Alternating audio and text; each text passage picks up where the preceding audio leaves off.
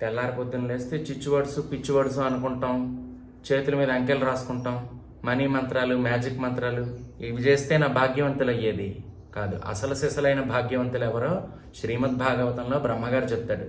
ఏమని? అహోభాగ్యం అహోభాగ్యం, ఏమి భాగ్యవంతులు ఏమి భాగ్యవంతులు. నందగోపవ్రజౌ కసాం, నందగోపవ్రజంలో ఉన్న గోపాలకులందరూ ఎంతటి భాగ్యవంతులు.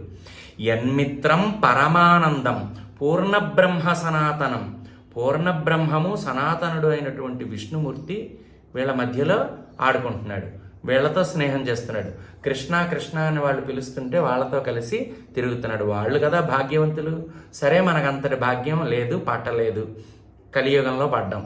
అయినప్పటికీ ఈ శరీరాన్నే నందగోపవ్రజంగా భావించాలి.